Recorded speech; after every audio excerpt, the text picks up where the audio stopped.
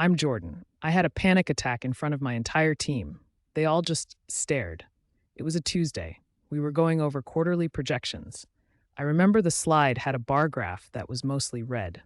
My heart started doing this trip hammer thing against my ribs. It felt like it was trying to get out. Then the room got hot. My collar was choking me. My palms were slick with sweat. I couldn't hear what my boss was saying anymore. It was just this buzzing noise and the sound of my own blood in my ears. I looked around the table, and all I saw were these blank, confused faces looking right at me. I think someone asked if I was okay. I couldn't answer. I just pushed my chair back. It made this horrible scraping sound, and I ran. I just ran out of the room, leaving them all staring at my empty seat. That meeting wasn't the start, obviously. It was just the public finale. For months, I'd been telling myself I was just lazy, a bad friend, a procrastinator. I'd let my phone ring until it went to voicemail, just staring at it. I'd agree to plans 3 weeks out, then feel a wave of pure dread the day of and send the forwards. So sorry, something came up text for the fifth time. At work, a simple email asking me to look something over would sit in my inbox for a week, growing into this monstrous, unfaceable task. I thought it was a character flaw, a personal weakness. I just needed to get over it. I just needed more discipline.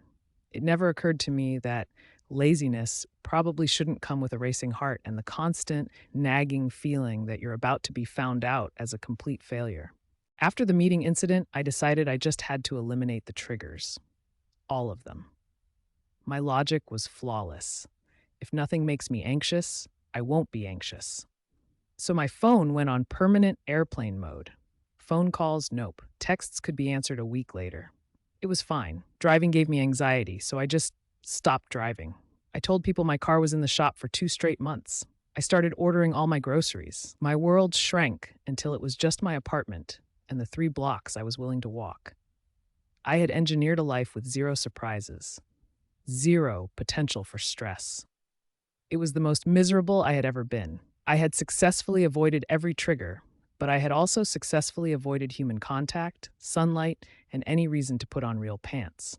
I was safe, but I was also just rattling around in my own head, which it turns out is the scariest place of all.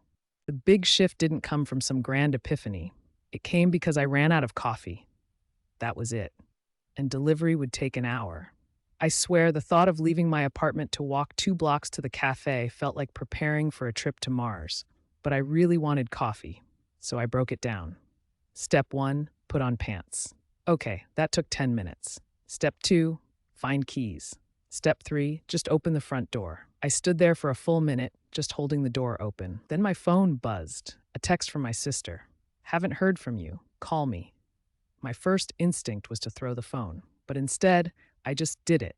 I hit call. I didn't have a script. I didn't have a plan. My heart was pounding. She picked up. I said, hey, and I didn't die. It was a 5-minute conversation. It was awkward, and I mostly grunted. But when I hung up, I felt this quiet.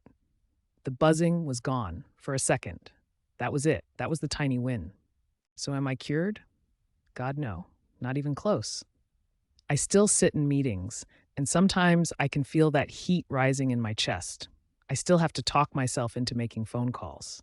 The difference is, I don't try to build a fortress anymore. I know that just locks me in.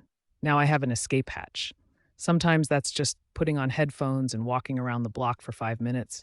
Sometimes it's admitting to my boss, hey, I'm feeling overwhelmed. I need a minute.